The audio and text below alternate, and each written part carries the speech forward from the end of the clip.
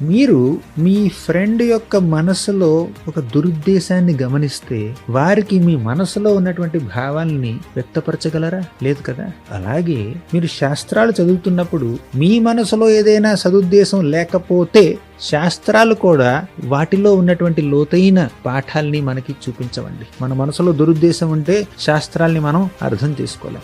శాస్త్రం చదవడంలో దురుద్దేశం ఏముంటుంది అని మీకు అనిపిస్తుందేమో. ఉంటుందండి. కొంతమంది శాస్త్రాలు ఎందుకు చదువుతారో తెలుసా? ఎదుటి వారి నుంచి మర్యాదని, మన్ననని, సన్మానాల్ని పొందడం కోసం, డబ్బు కోసం. కానీ వాళ్ళు ఎందుకు శాస్త్రాలు చదువుతారు? ఒక ఎక్సైటింగ్ ఇన్ఫర్మేషన్ అంటే ఆ శాస్త్రంలో నేర్పినటువంటి ఆ పాఠాల్ని ఆచరణలో పెట్టడానికి చదవరండి. అలా చదివితే శాస్త్రాల్లో ఉన్నటువంటి లోతైన అర్థాలు మనకి అవగతం కావండి. మనం సిన్సియర్ డివోషన్తో ఈ పాఠాలని ఆచరణలో పెట్టాలి. అప్పుడు శాస్త్రాల్లో ఉన్నటువంటి లోతైన అర్థాలు శాస్త్రాలు మనకి అందిస్తాయి, రివీల్ చేస్తాయి.